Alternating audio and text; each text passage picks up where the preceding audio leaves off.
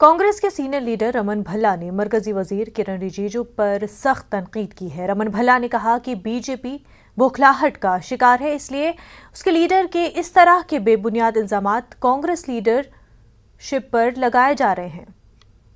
Union law minister किरण रिजिजू के बयान से बवाल मचा हुआ है। उन्होंने जिस तरह से पंडित नेहरू और कांग्रेस को जिम्मेदार करार दिया है, 5 बड़ी ब्लंडर्स जो कश्मीर इशू पे उनके मुताबिक हुई हैं, उसके जिससे कश्मीर इशू सुलगता रहा कई सालों तक और 370 जो द्वारा हटाई गई उनके मुताबिक, उसके बाद ही पूरा कंप्लीट एक्सेशन कश्मीर का भारत के साथ हुआ, विलय भारत के साथ पूरा कंप्लीट हुआ।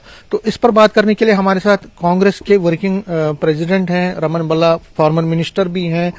रमन भल्ला साहब, जबरदस्त हमला बोला गया है कांग्रेस पे भी और खासकर पंडित नेहरू को भी टारगेट किया गया है किरण रिजिजू की तरफ से। आप बिल्कुल उन्होंने, हम समझते हैं कि जो टिप्पणी उन लोगों ने की है उनको तो पूरे देश भर से माफी मांगनी चाहिए।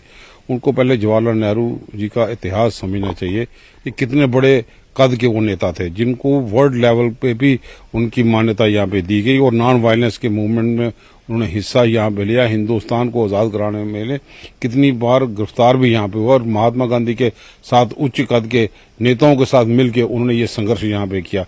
उस वक्त के क्या हालात है, लेकिन जम्मू कश्मीर अगर आज भारतवर्ष का एक अटूट अंग और उसको ताज अगर कहा जाता है तो हम फख्र महसूस करते हैं कि उसमें नेहरू जी का बड़ा योगदान था। हालांकि उस वक्त 2-3 ऑप्शनें थी, इंडिपेंडेंस की भी थी, पाकिस्तान के साथ भी जा सकते थे, किस हालात के मुताबिक किस क्या वजूहत यहाँ पे रही, लेकिन फिर भी वो जम्मू कश्मीर का हिस्सा जो है वो हिंदुस्तान के साथ उसका विलय यहाँ पे हुआ। हम तो फख्र महसूस यहाँ पे करते हैं।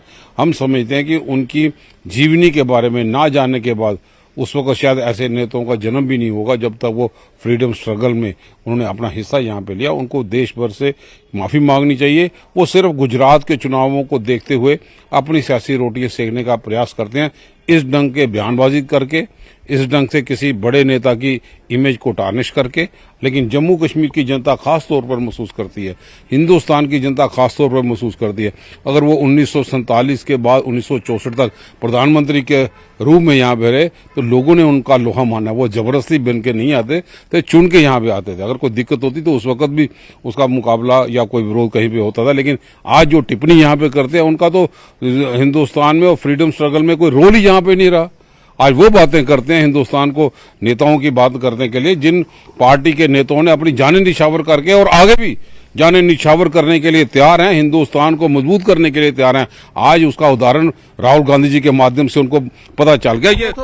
ये बुखलाहट है भाजपा की, जो उनके पूर्वजों का नाम लेके उनकी इमेज को टार्निश करना चाहते हैं। आज क्या हिंदुस्तान में भारत जोड़ो यात्रा जिस ढंग से राहुल गांधी जी ने अभियान यहाँ पे छेड़ा है तो पूरे हिंदुस्तान साउथ एक तरफ यहाँ पे होता जा रहा है। उनकी भाजपा की जमीन खिसकती जा रही है। शायद यही वजह है कि उनके बुखलाहट के माध्यम से इस ढंग से हमला करते हैं। लेकिन जम्मू कश्मीर में, हिंदुस्तान में अब लोग समझ चुके हैं।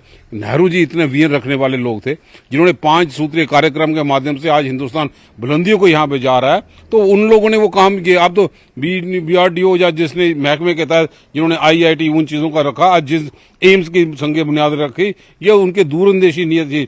दूरंदेशी के माध्यम से मैं समझता कितने वीनियर लीडर थे कि महाराजा हरि सिंह जी को किसी ढंग से भी समझा के उन्होंने हिंदुस्तान का हिस्सा यहाँ पे बनाया। हम फख्र महसूस करते हैं उसी तंजीम के एक सिपाही होने के नाते कि नेहरू जी की कंट्रीब्यूशन, जिन्होंने देश के नाम पे अपनी सारी संपत्ति दे दी। ये देश की संपत्ति तो बेचने वाले लोग हैं, ये क्या उसके नेहरू के बारे में टिप्पणी करेंगे? उनको माफी मांगनी चाहिए पूरे देश से जिस ढंग से इस महान नेता के बारे में वो टिप्पणी यहाँ पे कर रहे हैं।